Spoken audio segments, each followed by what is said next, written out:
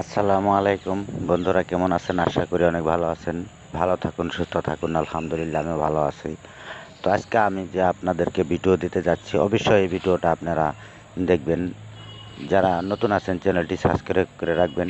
যারা সাবস্ক্রাইব করে রেখেছেন তাদের জন্য অনেক অনেক ধন্যবাদ। তারা লাইক আর শেয়ারটা অবশ্যই করবেন। তো বন্ধুরা, আজকে যে ভিডিওটা দিতেছে অবশ্য যাদের শরীরে গিঁঠাগাঁঠিতে ব্যথা করে, সারা শরীরে হাতে পায়ে অথচ সারা শরীরের মাঝে গিঁঠাগাঁঠিতে ব্যথা করে, তাদের জন্য আজকের এই ভিডিওটা গুরুত্বপূর্ণ। ভিডিওটা শেষ পর্যন্ত দেখবেন গুরুত্বপূর্ণ হিসেবে, তাহলে আপনাদের 100 কাজ হবে ইনশাল্লাহ, আমি কথা দিলাম। তো বন্ধুরা, কি করতে হবে? এই যে দেখেন আমার সামনে একটা গাছ, এই গাছ কি করবেন, কিভাবে ওষুধ তৈরি করে খাবেন, আমি নিয়ম কারণ সব বলে দেব, একটু ধৈর্য ধরে শোনেন। তো বন্ধুরা, এই গাছ একটি নামে পরিচিত। এই গাছের নাম বিষজার গাছ। অনেকেই চেনে এই বিষজার গাছ। আর এই বিষজার গাছ শুধু বিষের জন্যই কাজ করে, অন্য কোনো কাজের মধ্যে এটা লাগায় না। শুধু বিষ বেদনা শরীরের জন্যই কাজ করে।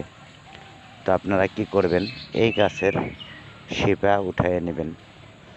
শিপা কমসে কম 100 গ্রাম শিপা উঠাবেন। এক মুঠ আতক চাল নেবেন, তারপর বেটে এই গাছের শিপা দিয়ে বড়ি বানাবেন। তবে আমি বললাম আর মাটি সহকারে যে হয়তো বড়ি বানাবেন তা নয়। এই শিপাটা ভালো করে ধুয়ে সাফা করে নেবেন।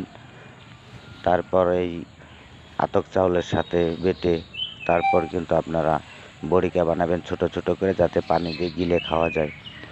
তো আপনারা সকালে বিকালে হয়তো রাত্রে ঘুমানোর সময় একটা বড়ি আপনারা খাবেন কুসুম কুসুম গরম পানি দিয়ে, আর সকালে একটা খাবেন ভাত খাওয়ার পরে কুসুম গরম করে। যদি সকালে নাও খান কিন্তু রাত্রেবেলায় খেয়ে থাকবেন, আপনারা 1 মাস পর্যন্ত আপনারা খান, আপনার শরীরটা বাতাসের মতন পাতলা হয়ে যাবে, বিষ বেদনা গিটাগাটি থাকবে না ইনশাল্লাহ। তো আরেকটা কাজ করতে হবে কি, যখন আপনি এই ওষুধটা প্রথম প্রথম খাবেন, কমসে কম 2 দিন বা 3 দিন আপনারা এই গাছের পাতা সিদ্ধ করে গরম পানি করে তারপরে আপনারা গোসল করবেন বা স্নান করবেন। মোটামুটি 2-3 দিন করতে হবে। আজকে করলেন বা আর 2-3 দিন পরে আরেকদিন করলেন, 4-5 দিন পরে আরেকদিন করলেন। এই পানি দিয়ে এই পাতা সিদ্ধ করে তারপরে এই পানি দিয়ে গোসল করবেন। কমসে কম 10 কেজি পানি আপনারা জাল করবেন। একটু পাতাটা 200 গ্রাম 300 গ্রাম পাতা নেবেন, নিয়ে তারপর ভালো করে জাল করে তারপরে সিদ্ধ করে ফুটিয়ে সেই পানিতে আপনারা গোসল করবেন, কিছু কুসুম কুসুম গরম থাকা সহকারে। তো বন্ধুরা, কি বলছি বুঝতে পারছেন?